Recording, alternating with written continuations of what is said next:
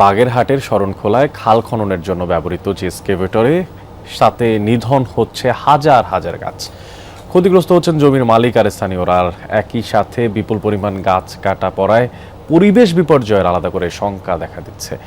আর যেন তেনভাবে খাল খননের অভিযোগ তো রয়েছে। গাছ নিধন না করে পরিবেশের ভারসাম্য রক্ষা করে খাল খননের দাবি জানিয়ে যাচ্ছে স্থানীয়রা।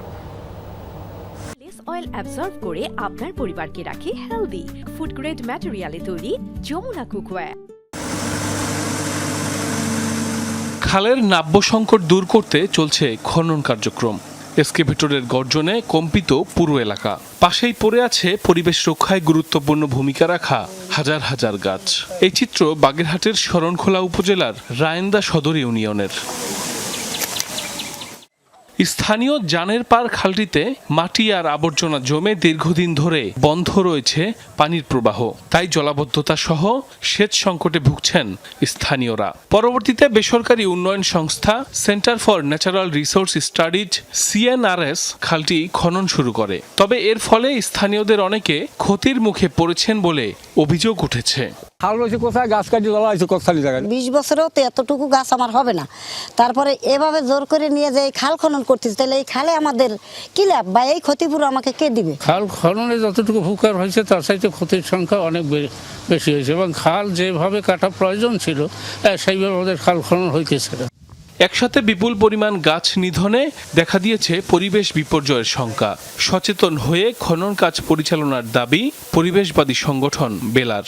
খাল খননের নামে যেভাবে গাছগুলো নিধন হচ্ছে সেটা আসলে আমাদের প্রকৃতি পরিবেশ সুরক্ষার এটা একটা বড় ধরনের বাধা।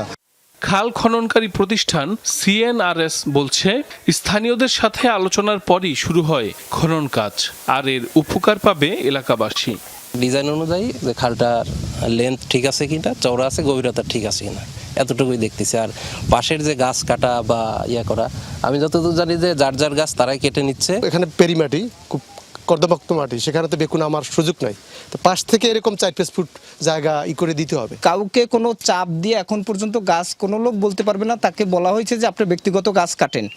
খাল খননের ফলে কেউ যেন ক্ষতিগ্রস্ত না হয়, গুরুত্বের সাথে দেখা হচ্ছে বিষয়টি, জানিয়েছেন উপজেলা নির্বাহী কর্মকর্তা।